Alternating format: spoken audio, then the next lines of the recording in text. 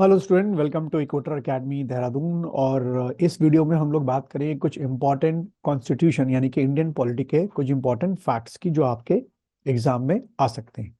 तो अपनी नोटबुक और अपना पेन बाहर निकाल लीजिए और ये कुछ इंपॉर्टेंट फैक्ट्स जो हैं वो आप मेरे साथ लिखते जाइएगा।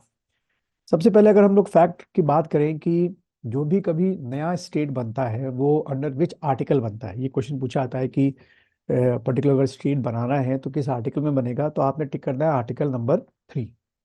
आर्टिकल नंबर 3 जो है, या आर्टिकल 3 जो है वो पार्लियामेंट को ये पावर देता है कि the parliament can create a new state.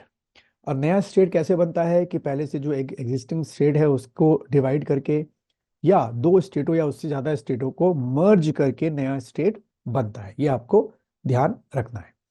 अब अगला जो फैक्ट है वो अक्सर एग्जाम में आता है कि आपको एक तरफ स्टेट दे देते हैं और एक तरफ उनका फॉर्मेशन ईयर, या आपको चार स्टेट दे देंगे और पूछेंगे ऑर्डर वाइज लगाओ। तो कुछ अगर मैं इंपॉर्टेंट स्टेट की बात करूं, इसको आप लोग लिख लीजिए। जैसे पहला हो गया आंध्र प्रदेश, ये आपका बना 1953 में। उसके बाद गुजरात जो है वो 1960 में बनाया गया। उसके बाद नागालैंड जो है वो 1963 में बनाया गया। उसके बाद हरियाणा जो है वो 1966 में बनाया गया। उसके बाद हिमाचल जो है वो 1971 में बनाया गया। वीडियो को आप दोबारा रिवाइज करके इसको लिखते जाइएगा। उसके बाद 1972 में तीन स्टेट बने आपका। इसको आप एमएमटी के नाम से भी याद कर सकते हैं, जैसे कि मणिपुर हो गया, मेघालय हो गया और त्रिपुरा हो गया। ठीक है, एमएमटी के नाम से ये आपका बना 1972, यानी हिमाचल के बाद आपका क्या बना, एमएमटी बना। हिमाचल बना 1971 में और 1972 अगले ही साल तीन आपके नॉर्थ ईस्ट के स्टेट बने, यानी कि एमएमटी, मणिपुर, मेघालय, त्रिपुरा। उसके बाद सिक्किम जो है वो 1975 में बनाया गया। उसके बाद मिजोरम और अरुणाचल, ये 1987 में बनाया गया। गोवा जो है वो 1987 में। तो आप देखिए 87 में नॉर्थ ईस्ट के तीन स्टेट बने और इधर आपका गोवा का आपका बना। ठीक है, तो इस तरीके से आप याद सकते हैं कि 87 में चार स्टेट बने, तीन नॉर्थ ईस्ट के, ठीक है, सॉरी दो नॉर्थ ईस्ट के और एक आपके गोवा के, यानी कि मिजोरम और अरुणाचल। 2000 में आपको तीन स्टेट, एक हमारा उत्तराखंड हो गया, उसके बाद छत्तीसगढ़ हो गया और झारखंड हो गया।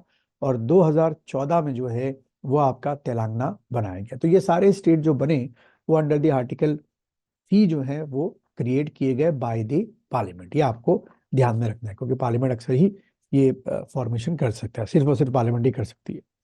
फिर अगर हम बात करें कि जम्मू कश्मीर और लद्दाख ये कब क्रिएट हुए, तो आपने ये डेट याद रखनी है कि 31 अक्टूबर 2019 को, यानी कोविड शुरू होने से एक साल पहले 31 अक्टूबर 2019 को जम्मू कश्मीर और लद्दाख जो है वो बनाया गया। जम्मू कश्मीर को आर्टिकल 239 ए में रखा गया है। ठीक है, इसको लिख लो, जम्मू कश्मीर को आर्टिकल 239 ए में रखा गया है, एकम 40। और लद्दाख को 239 बी में रखा गया है। ये जो जम्मू कश्मीर है इसको बिल्कुल दिल्ली और पुडुचेरी की तरह यूटी बनाया गया है, यानी कि इसमें स्टेट असेंबली भी होगी और आधी पावर जो होंगी वो लेफ्टिनेंट गवर्नर के पास होगी। लेकिन लद्दाख, जो कि अभी आप देख रहे हैं बहुत डिमांड चल रही है कि उसको पूरा स्टेट का दर्जा दिया जाए, तो लद्दाख जो है वो एज अ यूटी के तौर पे बनाया गया है।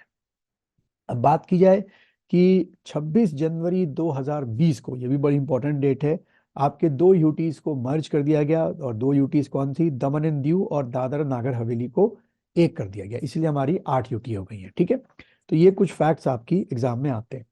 फिर एक और फैक्ट आपके एग्जाम में आता है, वो है आपका कॉन्स्टिट्यूशन में रीजनल काउंसिल को लेके। हमारे अगर बात की जाए तो टोटल 5 रीजनल काउंसिल है। ठीक है, अगर मैं बात करूं, नॉर्थ रीजनल काउंसिल का हेडक्वार्टर न्यू दिल्ली में है। सेंट्रल रीजनल काउंसिल का हेडक्वार्टर प्रयागराज में, यानी कि इलाहाबाद जो पहले था। साउथ रीजनल काउंसिल का हेडक्वार्टर चेन्नई में है। ईस्ट रीजनल काउंसिल का हेडक्वार्टर कोलकाता में है। और वेस्ट रीजनल काउंसिल का जो हेडक्वार्टर है वो आपका क्या है, मुंबई में। ठीक है, नॉर्थ का दिल्ली में हो गया, सेंट्रल का प्रयागराज में हो गया, साउथ का चेन्नई में हो गया, ईस्ट का कोलकाता में हो गया और वेस्ट का मुंबई में हो गया। इसके साथ ही साथ हमारी कॉन्स्टिट्यूशन में पार्लियामेंट ने मिलकर क्या किया, नॉर्थ ईस्ट जो स्टेट है उनके लिए अलग से एक काउंसिल बनाया है। तो ये कुछ फैक्ट्स हैं जो आपके एग्जाम में आ सकते हैं। उम्मीद है आप लोगों ने पूरे जॉट डाउन किए होंगे और वीडियो को पीछे भी करके आप दोबारा इसको एक बार देख सकते हैं।